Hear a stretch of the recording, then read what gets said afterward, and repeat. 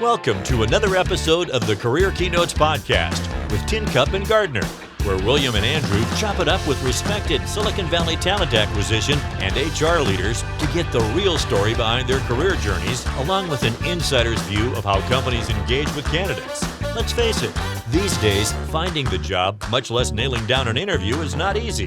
This is a rare opportunity to learn firsthand what companies are looking for in a candidate and the best ways to engage with them. And now, here are William and Andrew.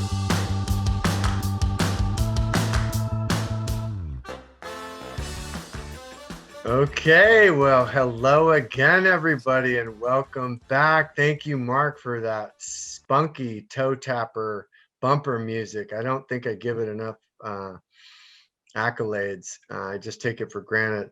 So without further ado, welcome back to the show, Career Keynotes. My co-host, William Tincup, producer Bev. I am very excited about today's guest. I don't know if you can see his name, but I'm going to kind of tease it out a little bit. I've known today's guest for not long enough, but according to him, it's 8.5 years, but to me, it feels more like 10 or 20. And I say that because that's the way I feel about him. He's had a profound impact on me personally and professionally. And I've learned a lot from him as a very experienced, capable, successful human resources executive with a strong TA bent. And like most of the guests I try to bring to the show, he's very modest and understated. And so we'll try to tease out a lot of the wisdom and sagacity that, as you know, the impact of the show we want to make is to give you, the viewers and the listeners, insight into what's really going on the other side of the house. And I make the reference that these people, like our guest, are Bigfoot. You know, you get to have a video with Bigfoot or listen to Bigfoot talk about what he's eating and where he's sleeping. And so you can do more than see a picture or see his footprints. And so without further ado, I would like to welcome today's show, Troy Fenner. Thanks, Andrew. How you doing? I'm doing well, as my father would say, better for seeing you. And then just to kind of fall on the sword, audience, what you don't know is I had the pleasure of interviewing Troy a year or so ago.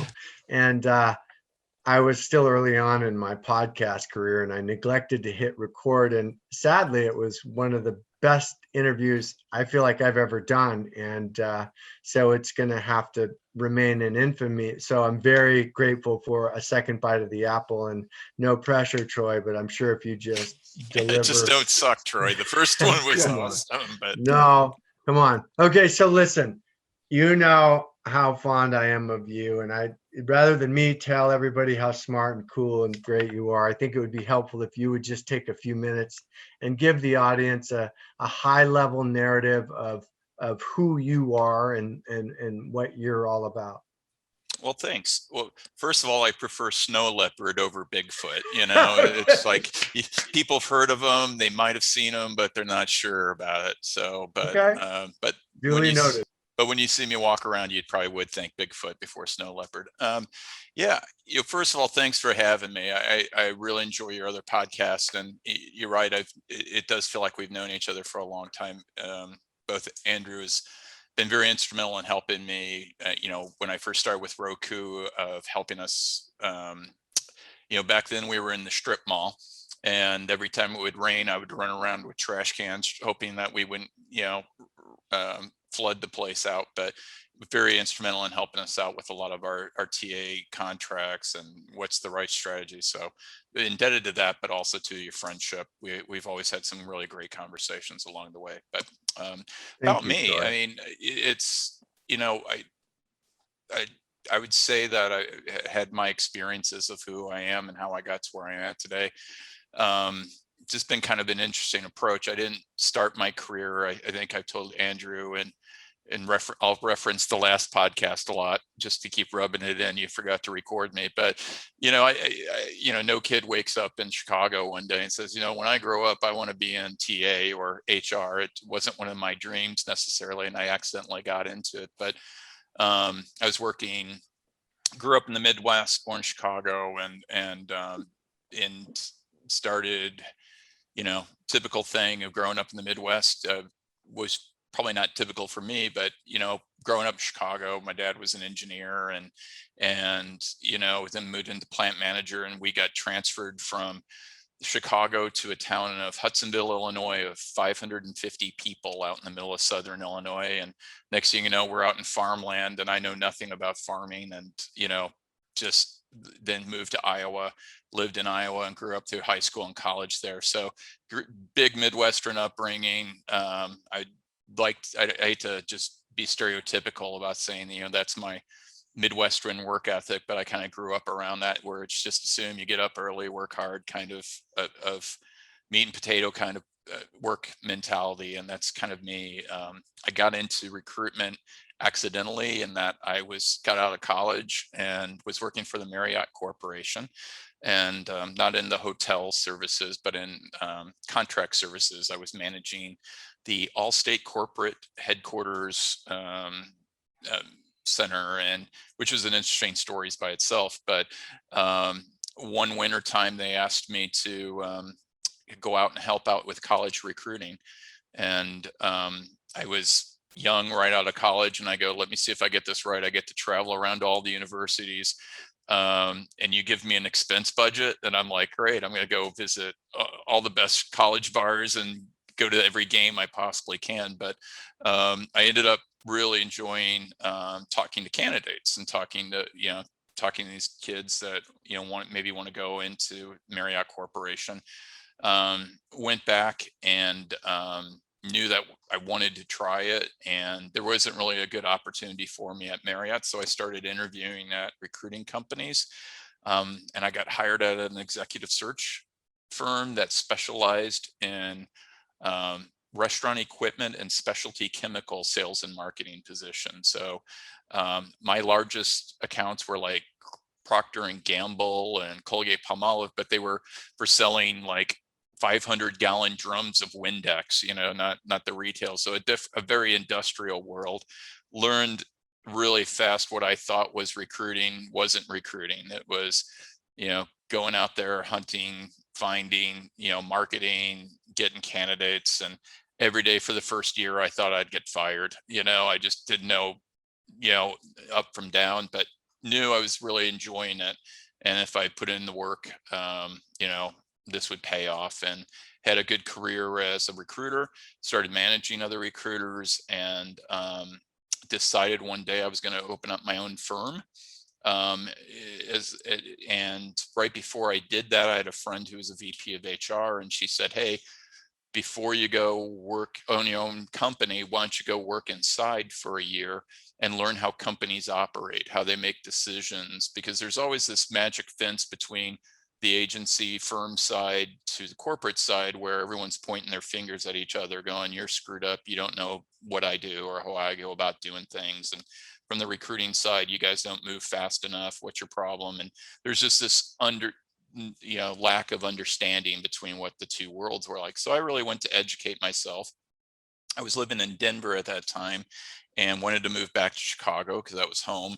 And I sent 2 resumes, I think, out to Silicon Valley. It was like December of 2000, the height of the .com boom. And I don't even think I hit sent, and I had 2 offers to work at startups to run their TA organizations. And January 2nd, 2001, moved to Silicon Valley to manage a staffing team. And it was a really great learning experience of understanding how, first of Silicon Valley, just how it operates, and, who were, going from one industry to another industry of learning, at that time it was Compaq and Sun and HP. And I learned all these companies because you just go to the Mexican restaurant at lunchtime, and everybody had the polo shirts of which company they worked for. So I just write down names and I'd go research them. And then one day, the .com implosion happened. 6 months later, after moving to Silicon Valley, I got called into the CEO's office, and I go like, oh, I'm about to get fired. And he said, hey, we just got rid of the head of HR. We still need to hire people. So you can stay and keep managing the recruiters, but oh, by the way, you have to do HR now. And I said, "Did you read my resume? I know nothing about this." And he's like, anybody can do it. You'll be fine. And so thank goodness it was a private company, not a public company. And I could learn and not go to jail, which I thought was really a good thing. So that first year, there wasn't a lawyer, a seminar, a webinar, or any book I could get. And I was really doing my MBA all of a sudden in HR without going to school. It was just we had employees in different countries around the world. So I was learning everything as fast as I could, and got really good at doing layoffs. And I can probably lay somebody off in any country in the world. And, one day, it was time to move, and I got called, to go manage another staffing organization at a large company, NetApp, at that time. And I enjoyed it. Lots of fast scaling. But I realized I would really enjoy doing the HR work also. And because it was very interesting problem solving. It was one, the problem solving of TA, which is pretty unique. How do you scale? How to hire? How do you find these pools of talent, which is very interesting. But the people side of it was just a really interesting problems and things to work in. So I found a lot of energy there. I got hired at another company, a public company this time, to be a business partner for their engineering group, but still managing staffing. Everywhere I went to, it was like, oh, by the way, you still need to do the staffing part. And was there for a year. And one night I got called by the CEO again and say, "Hey, we just fired their VP of HR. We like you. We're going to promote you." And I immediately did you read my resume? Because I wouldn't do this if I were you. This would be bad. And probably my first thing when you promote me is probably to fire you for hiring me into this role. And they were like, "No, you'll be fine." And it was a public company. And so, 5 seconds after getting the job, they pull me into the room and they go, "Hey, we're about to make one of our world biggest acquisitions ever." And so I immediately got thrown into the deep side of the pool, and we did lots of M&A work. And very specialized industry. And then one day we got acquired, and then I started looking around and doing some consulting work. Ended up at a company that culturally was the worst fit for me ever. Lasted there for about 6 months before my wife and son greeted me at the door one night with my luggage at the front door saying, "You choose, either keep working there or leave." And because I was such a miserable person, and I liked my family, so I left the company. And then I got called by a recruiter one day and said, "There's this company called Roku." And I said, "The sushi place?" And they go, "No, streaming TV. It's going to be the future. It's going to be huge." And I'm like, "Yeah, sure, right, whatever." And they wanted me to come in for maybe 2 months just to help them out. And a month turned to 2 months, which turned to 8.5 years later. And I joined them. We're a little over 100 people. Today we're on a path to almost 3,000 people. We went public in 2017, where, it's just I went from a strip mall in Saratoga to now a 750,000 square foot headquarters and next to the San Jose airport. So definitely a big rags to riches story for me. And I'd still tell people to this day, you should really read my resume, because I wouldn't have hired me in a couple of these jobs. That's perfect. I think you might have done better on that one than the first one. Oh, I love the part about, "Did you read my resume?" yes. And I've told you this before, an audience. It's so true. Sometimes, first of all, what the jobs that Troy is describing aren't easy, and it doesn't matter how qualified you are, or how motivated you are, or how experienced you are. It's just not easy. Laying people off, hiring people, managing all that's the backstop, HR.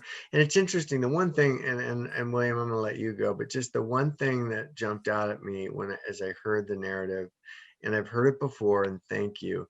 Very humble. You're exactly the kind of person that should be running HR at a the sushi company. Thank That you. one wasn't in the first one, bro. No. So this is well worth it alone.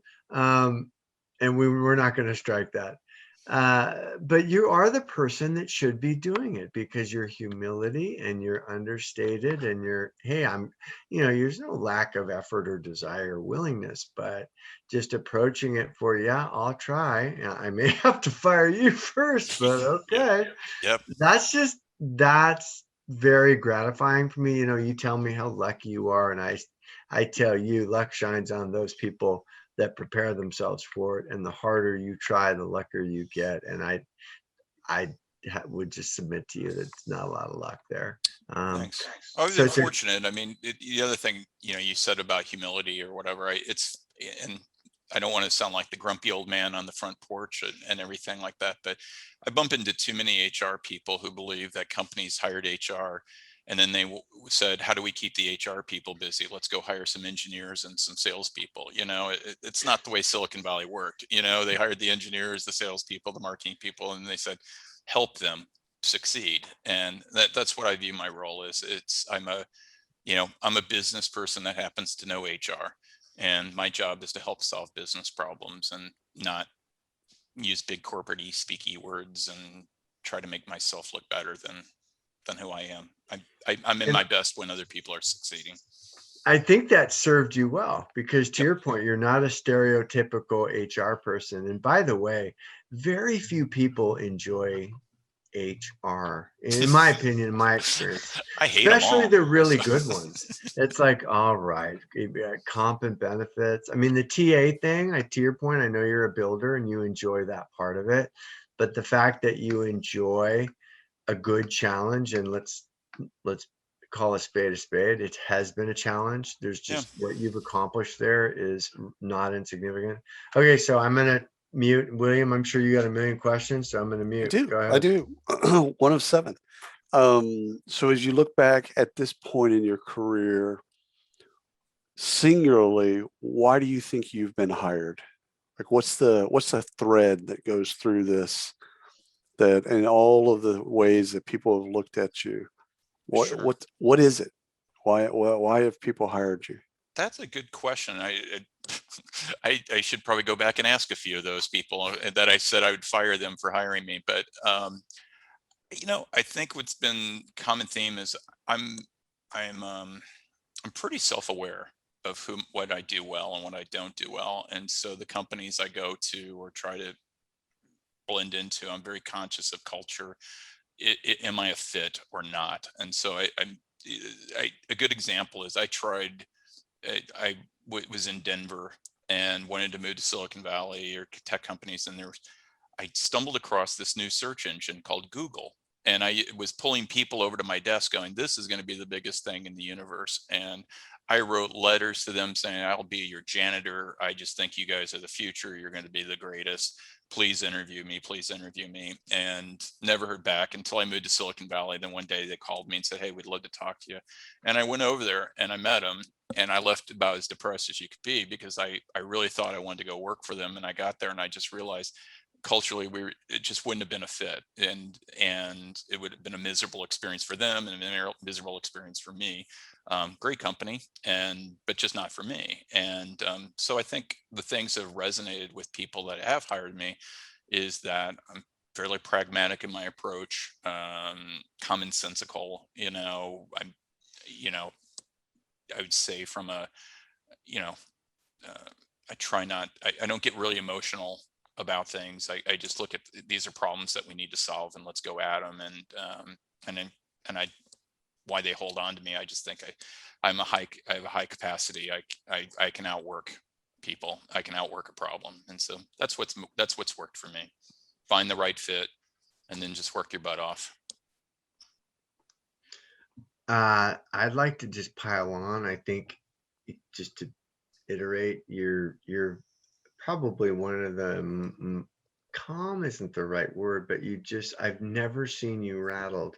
And you and I both know you have been in plenty of situations that most people would have panicked or overreacted.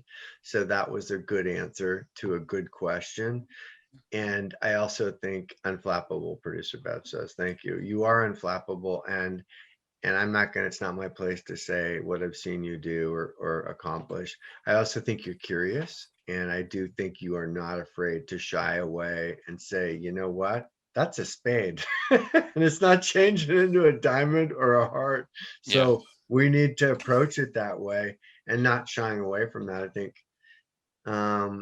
But anyways, you know why you've been successful. Actually, maybe you don't know it because you're, to your comment, have you seen my resume?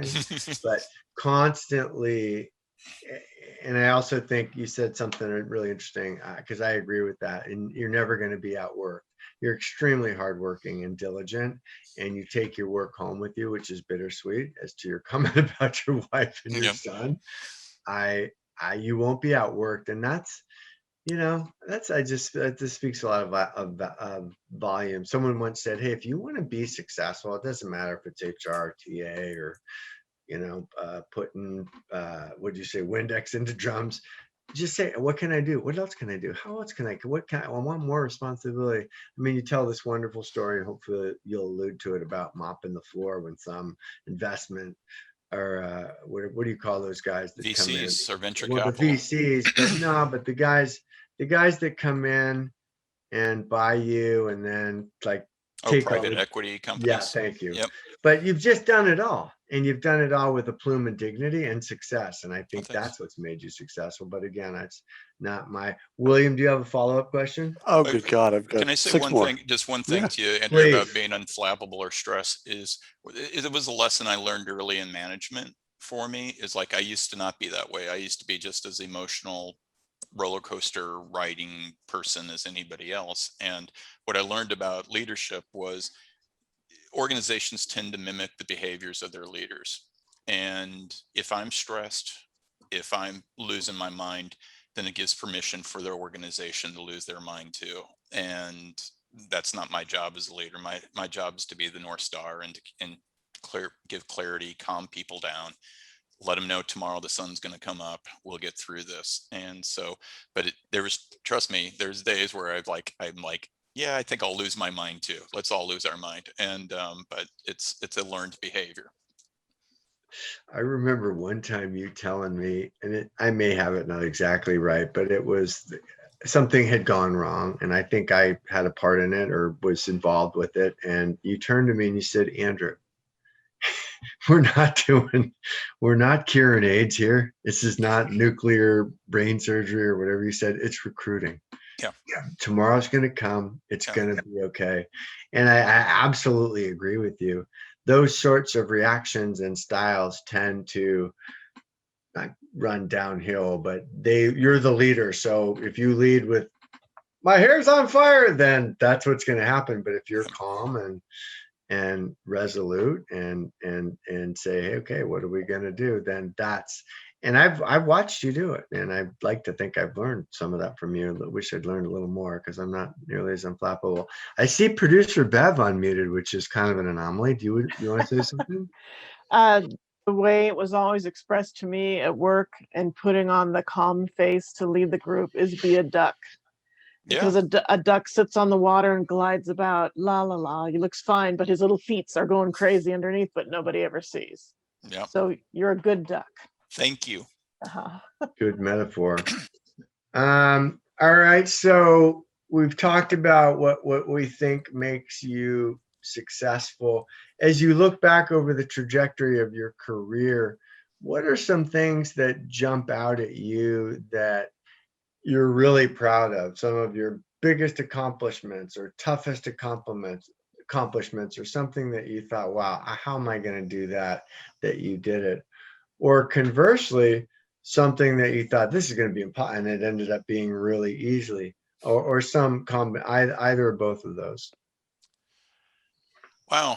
It's a tough question for me because I'm not comfortable with telling about what I think I do great or stuff like that. Yeah, but you are terrible. It's a good thing to suck at, by the way. Sorry, I just I'm like, I know you were going to ask me a question like this, and I'm like, I showed up to work and worked hard. I think I've been blessed in a lot of places. I think of the teams that I've built along the way to help me, but I think the I think I'm really proud of a lot of the things that we've accomplished at my current role at Roku. It's just, going, very few companies ever make it to public land. Very few companies, hit the $1 billion revenue mark, go over 1,000 employees, all these different things. And we've accomplished that.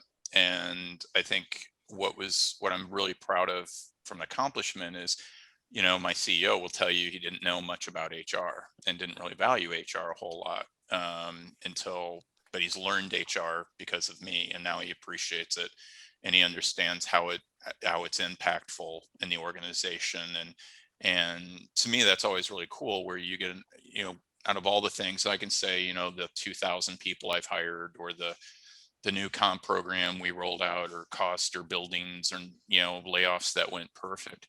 But being able to introduce an organization and educate them on what value this role can bring to the organization and help it grow. And a lot of times companies groan when they see the HR person walk down the hallway or whatever. And my business partners that I have on my team, my TA people, they're invited, they're begged to come into those meetings. And so I feel pretty good. If I feel good about anything or proud like that, it's I've helped educate a group of people to understand that there's great value of having us help them, and they want it. And so I'd say that's the biggest thing I'm proud of, is just the impact of that. And you're seeing and now we get to see the rewards of building a great company. Troy, well, first of all, fantastic answer. What's the toughest career discussion you've ever had to have with someone?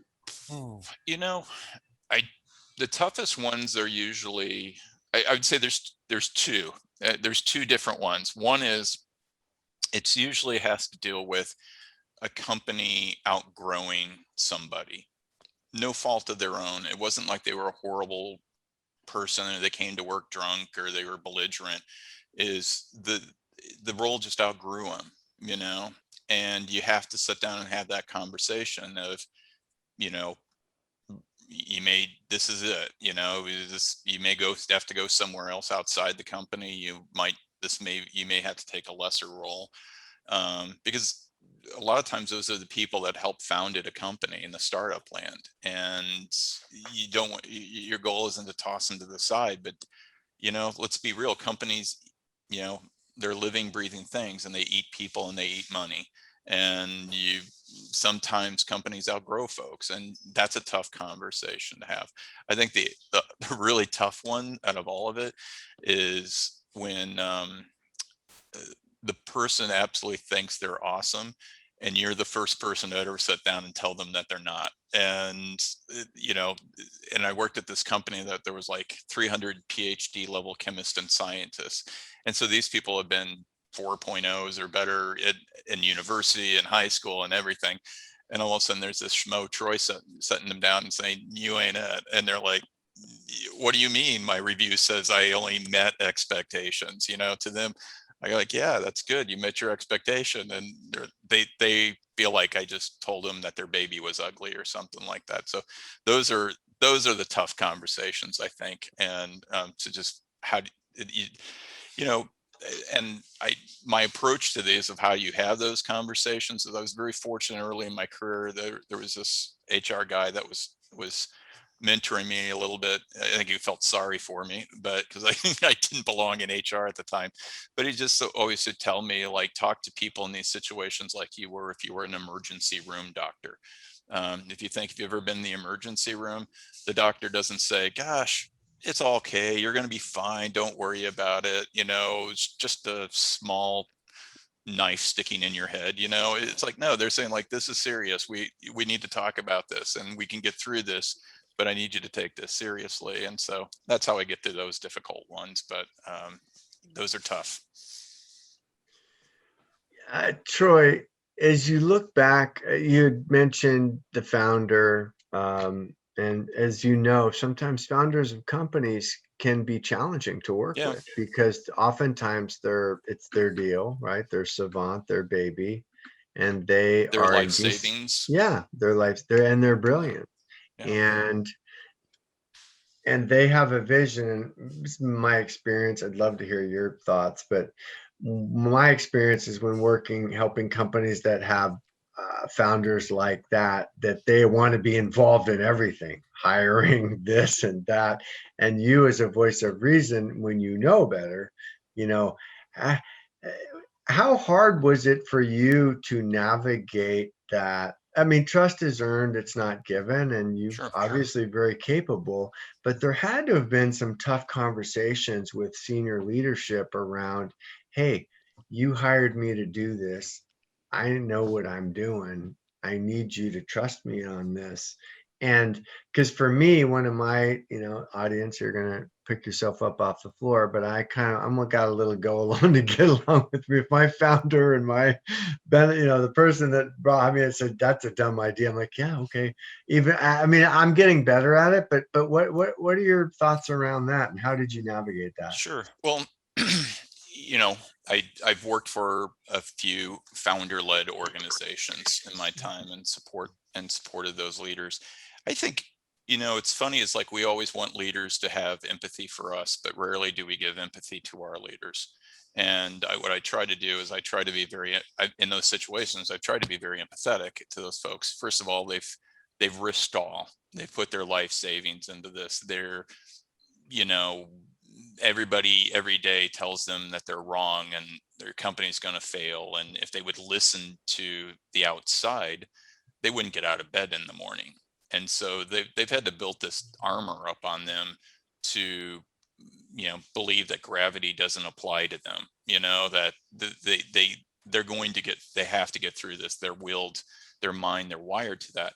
And so sitting there making a stand with someone like that, saying, look, I know better than you, why'd you hire me, is a really good path to end up looking at LinkedIn job ads later that day, because you're not going to win that one. I think my job is, when working with founders or leaders in that situation, is making them be comfortable with being uncomfortable, because you're bringing them into situations where, they don't think that way. It's like, why do they care about, why does this employee care about career development when, if we don't launch this product, we're going to go out of business or whatever? There's some times where there's just this totally disconnect, because they're wired differently, and God bless them. I mean, Silicon Valley wouldn't exist if we didn't Right. have those people that they think linear. They look at the world problems differently. And I think what you try to do in those situations is, appreciate the risk and what they're at and the pressure they're under, get them comfortable in uncomfortable moments, but also educate them along the way. I mean, I could fight all the energy and, like, I'll be honest, when I first got to Roku, I looked at a lot of the things they were doing, and I was like, oh, well, I'm going to change their mind on that and change those things. And I struggled and I was failing. But what made me successful, turned that around, where I started to stop thinking in that terms, but start thinking about context. Well, why is it that they look at that problem differently? And why is it that every company does it this way? Why can't we do it differently? And, that becomes a mind of a problem solver, and be curious. And people are much more, I would say CEOs and entrepreneurs are much more appreciative of working with someone who's curious versus a judgmental, fixed mindset of just saying this is the way the world goes. And so I don't know if that answers your question, but that's been Sure does. my approach for success. Sure does. I see William's hand up. But there Go are ahead, days William. where I'm like, I'm not going to win this war. Super genius is going to win this war. I'm going to I will work on this. I will, fight that battle later. Just keep chipping away. Keep chipping away. So how the sausage is made in both HR and TA. Yep. And the question that I have, and I think that a lot of people outside of HR and TA has, is what's the most, from your perspective, what's the most misunderstood part of HR from the outside? From the outside, that's I think about that, believe it or not, a lot. In that, and so I may go in a little circle here, so I apologize, but the employee wants HR to be on their side, that we're here for you and to make your life better. And a lot of companies in Silicon Valley, I'm not going to name some of them, but they've become like the nanny for the employee, and make all their dreams come true. And I don't believe that's what role of HR is. I met one HR person. I have to tell the story because it drives me crazy whenever I think about it. I ran to one HR person whose claim to fame was they made pancakes for their employees every Friday and at the cafeteria. And I'm like, I'm never freaking flipping a pancake for anybody. I mean, like, you want to come to my house, I'll make you pancakes, but you didn't pay me to do that. But so there's that way. And then there's the other companies where, you think of HR as this litigious, bureaucratic, I'm here to hammer anybody who gets out of line and stuff like that. And so I think everyone's always trying to understand exactly, okay, where are you at in this, whose corner you're in and everything like that. And I think a good HR organization has the ability to make people feel like at any given time we're in everybody's corner.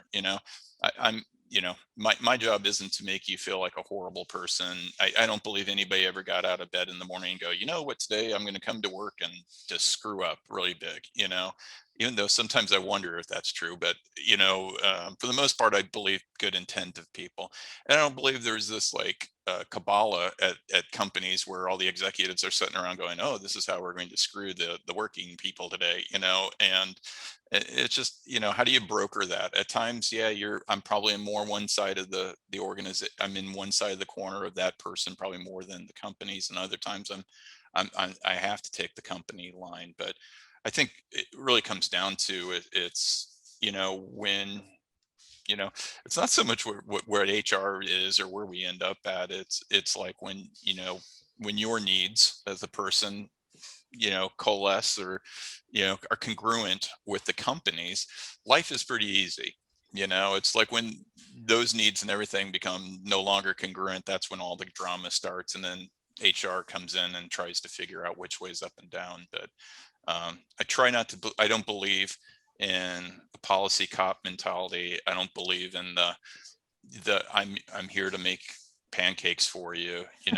I believe we're all business people. The relationship we have is to make a company successful. And so whether you're an engineer, an accountant, HR people, let's be real, we exist, we've come together. This relationship exists for one reason, and that's to make this company successful so we all profit off of it. And that means by either building the best teams, and you can look at that from TA and TA development and things like that, or it's subtraction because you got the wrong people, wrong jobs, or organizations have failed, and you have to make those tough business decisions too. Oh my goodness, that was a great answer. Troy, one of the things I've noticed about you is I've had the pleasure of observing you and watching you work through a lot of challenging, hiring initiatives, not laying off, but one of the misnomers, and I asked you what was one of the hardest things about your job, and you answered it really well. But from my perspective, it's kind of something you just alluded to, and that is, hey, it's not a popularity contest. And that's why I won't ever be you, because I want everybody to like me. I want us all to get along. And you know what? That's just not real. First of all, it's what you said. It's not realistic. It's not practical. It's not scalable. It's not sustainable, because someone's always gonna. But what you can do is come up with a realistic, well-conceived goal with alignment, and people will watch you. So when they won't listen to what you say so much as what they listen to what you do. And when you show up and mop the floors and eat the dog food and toe the line, it's not that it makes it easier, but it makes it more palatable for you to have the hard conversations and get, because I remember you giving me, I've learned a lot from you. Everything I know I've learned, and I've learned a lot from you. And one of the comments you made to me, it was early on, you were talking about the DNA of Roku and the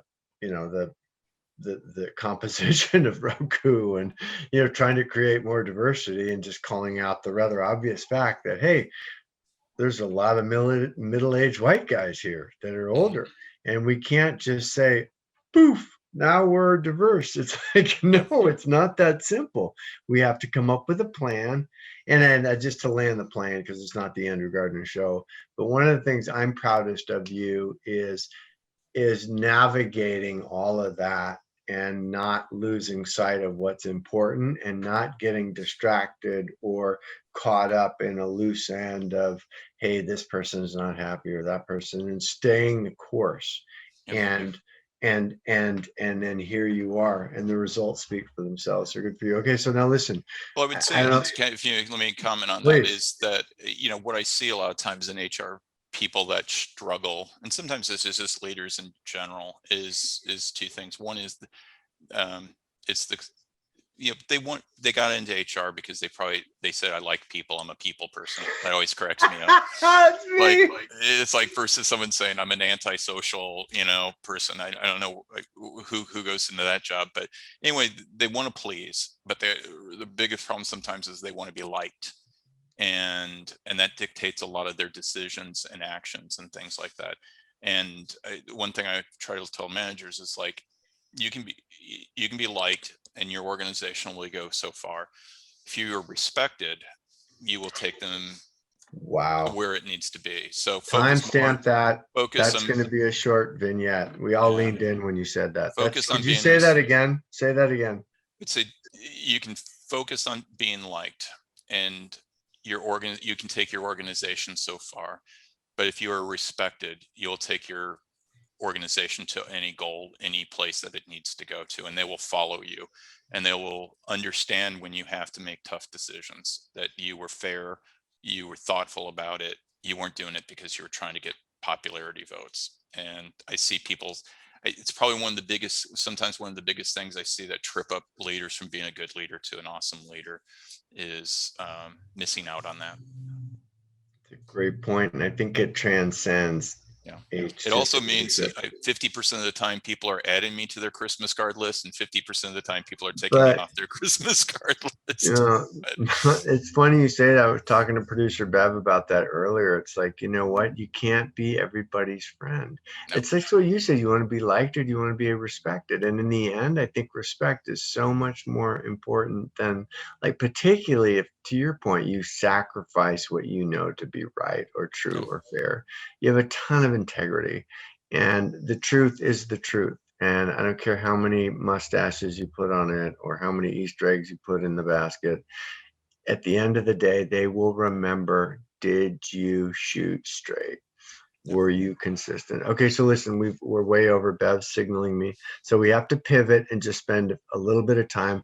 One of the real purposes of the show, Troy, is to pull back the veil and let people know that by people, I mean candidates, that there's a Troy Fenner on the other end of the equation, the email, the job postings, the interaction, the phone screens, that's incredibly vested in hiring the right people, probably as motivated or committed as they are.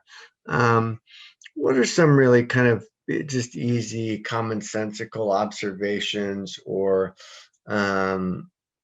that feedback, the things that come to mind for you that are maybe misnomers or misunderstood about? Because a lot of times, I know it happens to you, it happens to all of us. Hey Troy, my nanny's brother's friend is looking for a job in engineering. Could you spend a few minutes talking to him? So not necessarily that, but just some overarching broad stroke stuff about, because it's like, hey, I sent my resume in I mean, we all know candidates. I mean, companies are not great about candidate experience. It's just, well, maybe they are, but they can always do better.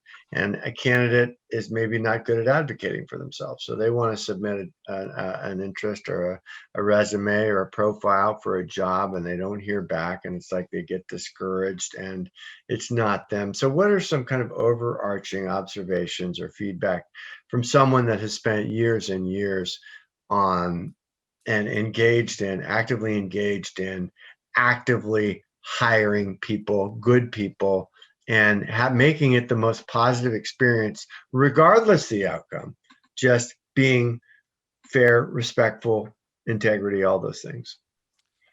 Well, you threw a lot in that question, so I'll try to parse some things out. I think, I would also tell you, because of my role now today, is I tend to only interview probably executive level candidates or HR people for my organization. So my world has changed dramatically than what it was a few years ago, where I'd be interviewing everything in the whole universe.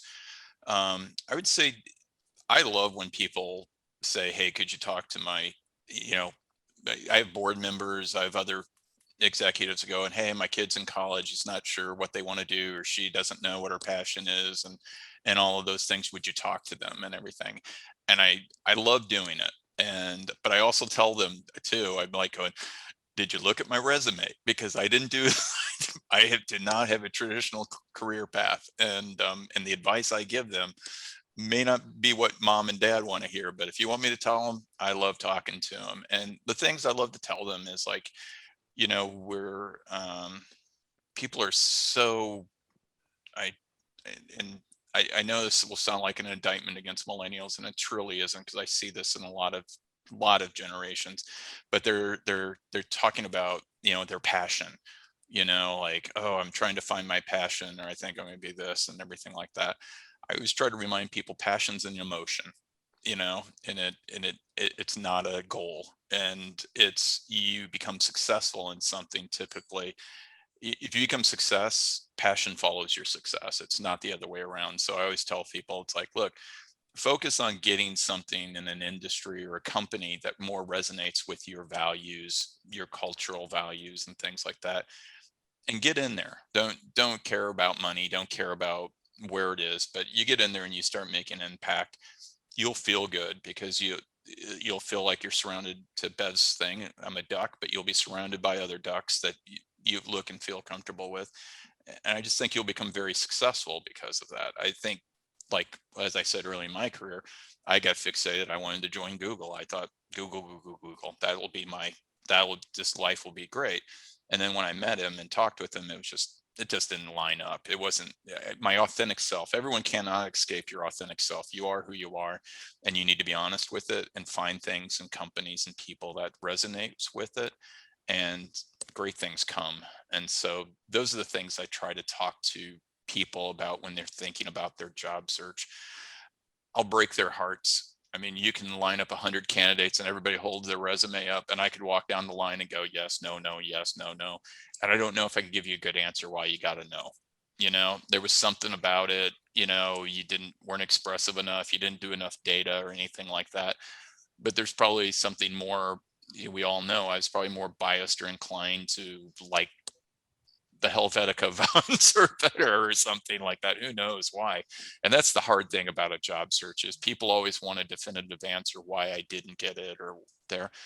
You just got to give it up, release it. You'll never know. You'll never know the answer. Sometimes there's things going on inside that company that somebody's cousin got put to the front of the line. Who knows what it is? Don't lose that energy. Take that energy and dump it into finding the next company and the thing. It is a battle. It's everyone always talks about activity versus accomplishment.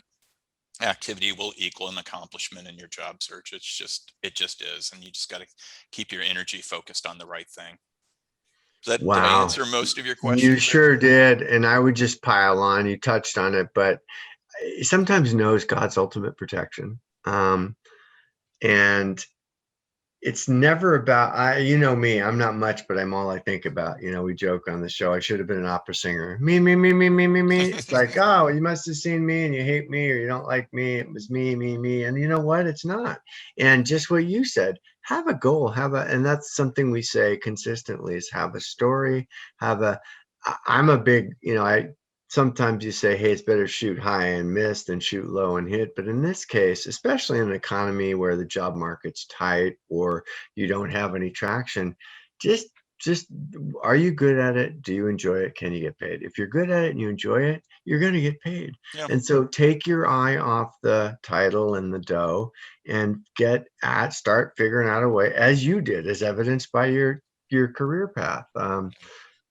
Pick something and engage and add value, and the stuff will come. And if it doesn't come, then it wasn't meant to come. But don't give up and don't make it about you, because that's a very easy and all too often rabbit hole that most of us go down. And I still go down it a lot. So that's good advice. I see people all getting right. really tied up too, with titles.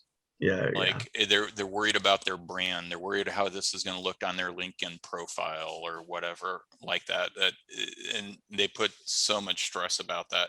And I always said, like, your title and your LinkedIn profile is never paid for your mortgage once. Your W-2 does. And, go make money and be proud of that work, and the titles and everything else are going to come with it. And your LinkedIn profile will look fine. But I love the people who specialize in helping building LinkedIn brands. That cracks me up. And I apologize if there's anybody online watching this podcast who that's their job. But I'm just no, it's true. Well, the folks that do that, I think, effectively are helping people tell a story. Yes. They're looking backwards in the rearview mirror of someone's career, and they're saying, there's a really interesting story here that somebody, some candidates can't see their own story. Yes. So I think those folks are effective. The other folks, are charlatans and should be shot. Yeah. I was going to ask you about the best hire ever, but I'm going to skip that one. I want to go to your kind of favorite interview bit. It could be a question, it could be stylistically, like things that you like to do in an interview when you really want to get to know a candidate. You're at a level now where, you're interviewing higher level people. What's your favorite bit? Sure. So I assume, I'm fortunate when you're doing that executive level interviews. For the most part, the candidates, when they come in, they've been there, done it. I'm not really worried about can they add and subtract. I know they can do that. Is what I spend most. I'll give my secret for any candidates who want a cheat sheet here. It's pretty simple. One of the thing I usually ask somebody when I go through their resume, and I ask them, out of all the companies you've worked for, which was the favorite culture you worked at, and the company had the culture that you liked the most, and they tell me that, and I go, describe that to me. And then I ask them, which company's culture got the most out of you? You may have hated that company, you may have hated that culture, but it got you did some of the best work you ever did. I want to know what that culture was like. And then I finally ask them, which one resonates with you the most, out of all the ones that you work with. And because as I've told you in my experience, I've made bad career picks based on ignoring culture. And I can tell you specifically at Roku, we have a very strong culture that we stand by and we hire to it. And I want to know that. And people will tell the story. It's one of those questions. You can't lie it. You can't fake it.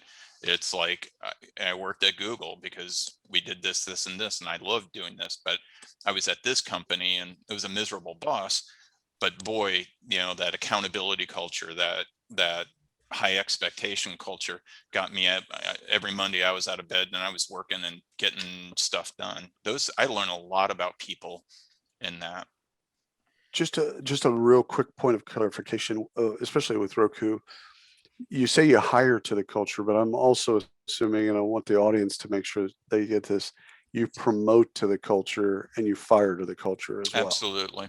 absolutely. It's all ingrained in one thing to us, but I would also say, people always want to, and not to defend Roku culture or anything in this podcast, but people always hear fire to the culture, and I think it scares people. And Right. and I'm like, it should never scare you to this. It should be the expectation you want out of a company, that it's the value set, it's how we get things done, it's how we treat each other, it's how we communicate, it's how we get things done. And we want to hold everybody accountable to that standard and things like that. So people don't ever get scared by when they hear companies do it. It should reaffirm to you that it means something, that because firing people is difficult. It's the hardest thing companies have to do. It's the biggest failure a company faces when they do that. And if a company is willing to do that, then I would sit there and tell you that's a company that believes in their values. We're out of time, so just a couple more and then We're never out of time, Andrew. no, I'm I here all know, but day. I agree, but I could talk to you all Wait a day minute. long. Is this you being know that. recorded? Okay. Okay. Yeah, So exactly. couple more.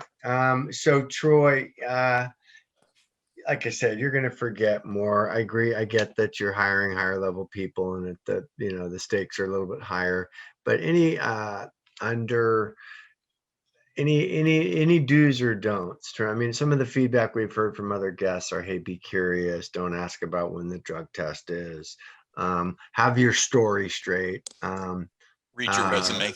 Yeah. But be authentic. Don't. Yeah. One of the mistakes you alluded to it earlier, and I just cannot reinforce the importance of not doing. And from my perspective, is trying to be, hey, who do you want me to be? If you want me to be a Yeah. whiz-bang marketing person, and if I am, great. But I can't. Sometimes I think people want the job so badly, and it's not so much that they're desperate, but they're so motivated and committed that they end up shooting themselves in the foot by not being. They're trying to say, oh gosh, it's that old cliche, I'm not who you think I am, I'm not who I think I am, who you think I think who I think you think I am. And then I get lost and the message gets cluttered and diluted, and then I don't come in and say, hey Troy, I want to be a customer service rep. Give me a desk and a phone. Keep your hands and feet away from my mouth, and I will follow you to the end of the earth. That's far better than, what do you want me to be? And it's somewhere in between. But what are some don'ts? Some automatic turnoffs and things. Hey, whatever you do, don't do X, Y, or Z. Sure. I would tell you the first thing is, and I know it sounds so cliche-ish, but I can tell you I even run into this at the executive level sometimes, where people just do not research enough before they go Oh in and yeah. talk to a company. I mean, I had a candidate who told me, like, Troy, until I meet with the CEO, I don't even bother researching the company. And I'm like, wow, well, I guess you won't be meeting the CEO then. And Yeah. What kind of but sushi do you want? yeah, and I was like, you have those moments where you're just like going, really, and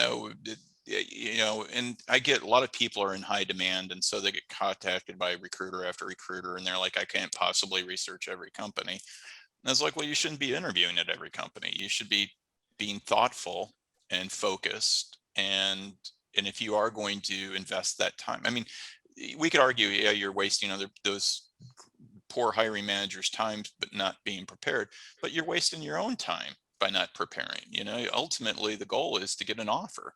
If you're going in there, you want to discover about that company, you want to learn it, you want to know if that's going to be a good fit for you. You're going to make a time investment, and you're going to put a chunk on your LinkedIn profile saying you were there, and you want to make sure that was the best investment, in your career and everything. So be ready for it. I mean, there's so many things, but between earnings reports, and I mean, companies go crazy on the website dumping everything in. It's not like you have to be a master sleuth to understand a company and everything like that, but companies really appreciate it, especially when you can talk intelligently about their business. We we can talk about the tactical part of our doing our job, but are you whether it's curious or inquisitive. I like those people who can ask me a business question going, hey, Troy, I just saw in your earnings report today that Roku, ARPU and sales and everything broke all the records. How does that going to how does that play out when you guys are thinking about international expansion or something like that? I'm like, boy, I'll talk to you all day long. Hey, Wow. you want to talk business, and I'll talk business with you. Versus, hey, could you tell me about the review process, or whatever like that? And I'm just like, I have no interest in you. You bored me. But I just say, work hard. I mean, like I said, it's a time investment for you, and so be prepared. That'd be my That's best advice. not cliche. It just all reinforces the have a story, have a direction, Yeah. have an end game, and have your act together. Because Yeah. it is what you said. You're going to get out of this what you put into it. And if you just cut and paste your resume and apply to 12 jobs on the Roku Yeah. career feed, they're just going to go, sorry, it's Yeah. too much. No pray spray. Okay, everyone's kind of tapped out here. I think producer Bev has one question, and then I'd love to hear your awkward HR story. And Okay. then how do we get in touch with you? And then we're gonna have you back, because this is just scratching the surface here. You're a font of information, as producer I will Bev come likes to back say. anytime you ask, Andrew. You are a Yay. prince and a saint and a straight shooter. Okay, producer Bev. All right, this is just a quick one. Early on in your career, you were kind of forced into HR. I want to know what my experience is. HR is a lot of, you can't say that, you can't do that. So I want to know, what was the most surprising you can't say, do that you discovered by being forced into HR? What I discovered, what I could do or not do, or what, or what. Before you learned all the stuff that you had to distribute to associates, what was something that you were really surprised to find out? I can't do that. Man, I can tell you mine from running an agency. really love yours. Is you shouldn't share alcohol and drugs with your employees. And then I learned HR. And then I learned HR. And then I learned HR. But Hold on, let me write that down. Yeah, deep. Yeah. That's deep. That could be a book. Don't share alcohol and drugs with your employees. By Troy Fenner. Turns out, yes, not a good thing as a founder. Not a good thing to do. So Bev, that's what mistake I made is it was a fraternity house ish, and Jesus, then I started to own HR. And so then I started to, just like Troy, I threw myself into it. I learned it. And then I'm like, oh my God, everything I've done up till now has been wrong. Like literally everything. But anyhow, absolutely. Troy. I would tell you, Bev, I don't know if I have a really good antidote for you, but on this, but I would tell you one of the biggest things I learned is, because I started in staffing before I went into the HR side, and staffing or people we're pretty friendly. We're talking, everybody knows us. We hire most of the people in the company, so they swing by our cubes all the time and talk to us and stuff like that. And that I learned really quickly in HR is people come and talk to you either about their problems most of the time, but they also want information from you. And it's always like, hey, I'm going to tell you something. There's going to be some layoffs, but you can't tell anybody about it. Okay, thanks, Troy. Next thing you know, everybody knows there's a layoff coming and stuff like that.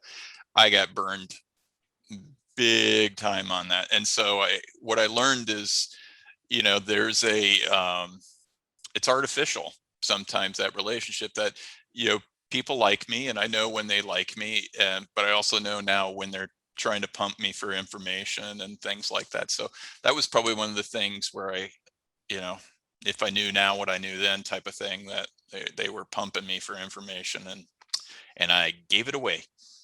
Well, that's much better than William there. Well, yes. Hey, and Troy, just for an audience, one of the things I thought you were going to say something like, one of the things I really do like and admire about you as I compare you to other people that do what you do is you're not afraid. Like I said earlier, you're not afraid this may be the way we've always done it, but let's try this. And your willingness to bump up against your comfort zone and the comfort zones of other people, and not so much be a trailblazer, but to And that's where I thought you were going, Bev. It's like, because you've got good instincts. You do have a good bullshit detector. Yeah, you're a nice guy, but you're also not a boob. And so you will say, hey, I've watched you. I mean, we don't have enough time to get into it, but I've watched you create, implement, and deploy some really strategic, insightful, non-traditional strategies that have been very successful for Roku that I wasn't seeing anybody else doing way before your time. And you're going to tell me, well, necessity is the mother of invention. But I've always admired that about you and attributed that to your success. And part of your charm is that you're like, hey, all HR people do X, Y. What's your point? Well, I just my first bite at the apple. I don't know what I'm doing. So I'm just going to use common sense. And just what you even said about, hey, ask me about, yeah, I'll tell you what's going on. You're not going to tell anybody, are you? Oh, no, I won't tell a soul. Let me turn the recorder off.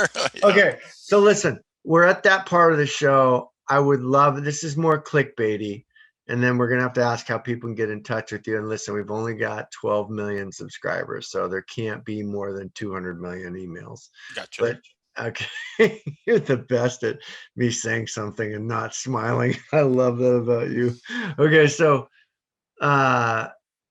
most awkward, weird HR thing, fire you had to put out, could be an interviewing story, could be anything. I love the milk one, but we don't have to double dip there. We are coming back, so keep some powder dry for V2. There you go. Okay. I'll tell you one staffing one HR one. Okay. My staffing one is, this was when I was when I was an executive recruiter. We sent a VP candidate in for an interview, and it was a Saturday afternoon. It was the final. The CEO just wanted to have lunch with the person before they give the offer, and all of a sudden we get this call from the CEO, just all upset, and he's like going like, didn't you prep this person? And I'm like going, yeah, he knew everything. We're there. And he goes, he wore a yellow suit to the interview.